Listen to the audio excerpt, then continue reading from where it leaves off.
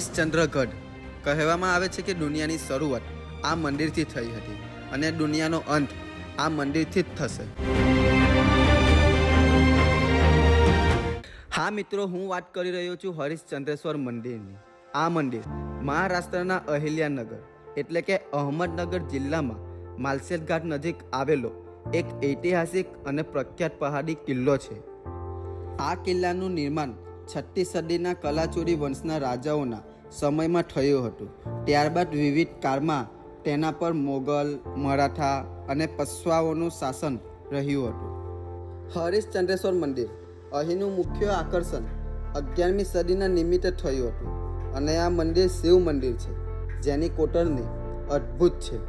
કેદારેશ્વર મંદિર, આ મંદિર એક રહસ્યમય ગુફામાં આવેલું છે જેમાં કહેવાય છે કે આ મંદિરના 4 પિલ્લર હતા. એક સતયુગ, એક ત્રેતાયુગ, એક દ્વાપર યુગ અને એક કલયુગ. અત્યારના સમયમાં આ મંદિર એક પિલ્લર પર અટકેલું છે. તો ચાલો મિત્રો, હું તમને બતાવું હરિશ્ચંદ્રગઢ. અમે ભરૂચથી નીકળ્યા હતા રાતે 3 વાગે.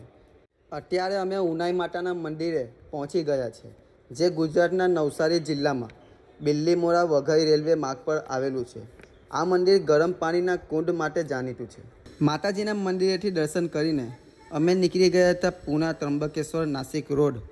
અને હવે કરીશું થોડી મસ્તી મજાક અને બ્લોગને બનાવીશું મનોરંજન. वो देखो कालिया ढोलू भोलू इसी तरफ आ रहे हैं. चलो उनसे पूछते हैं कि उन्होंने सेंटा से क्या मांगा. अच्छा कालिया, तुमने सेंटा से क्या मांगा? नहीं, मैंने कुछ नहीं मांगा. आखिर मेरे पास सब कुछ तो है. मैं ताकतवर भी हूँ और बुद्धिमान भी. और अभी तो रुको, क्लाइमैक्स अभी बाकी है. તો ફાઇનલી મિત્રો અમે પહોંચી ગયા છે સાપુતારા. અને સાપુતારા પહોંચીને ભૂખ લાગી. એમાં જોયું પાઉંભાજી, પુલાવ, મેગી, એ બધું જોઈને આપણા નિલેશભાઈ અને આપણા ધર્મેશભાઈ એ બહુ ખુશ થઈ ગયા. यही है पन्नालाल जोहरी के वारिस. અને નાસ્તો કરીને અમે નીકળી ગયા પાછા એ જ રસ્તા પર. हम जाने वाले हैं एडवेंचर पर.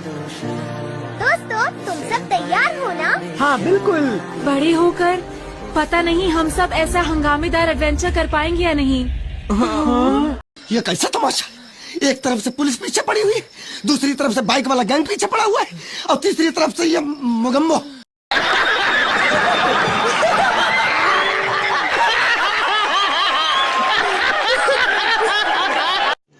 रुको जरा, सबर करो. તો ફાઇનલી મિત્રો અમે કેટલી બધી મુસીબત પાર કરીને અમે અમારા લોકેશન પર પહોંચી જ ગયા.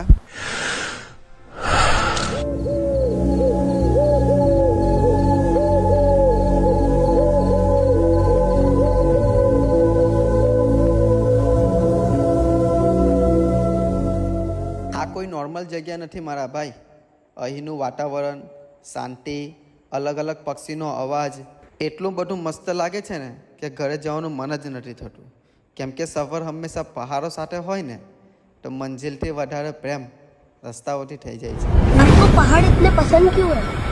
पता नहीं, शायद यहाँ सब कुछ धीरे होता है. धीरे मतलब? हवा धीरे चलती है और इंसान भी.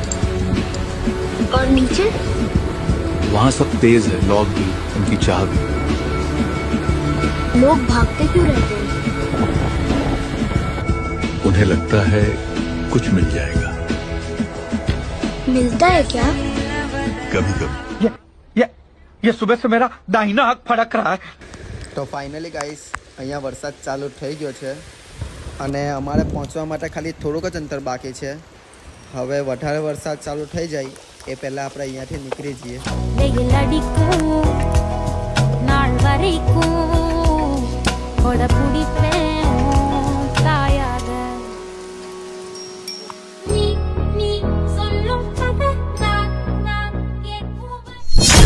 तारा के अंदर कभी मत जाना बेटा. ईश्वरिया आए थे क्या? केवल आए नहीं, यही है.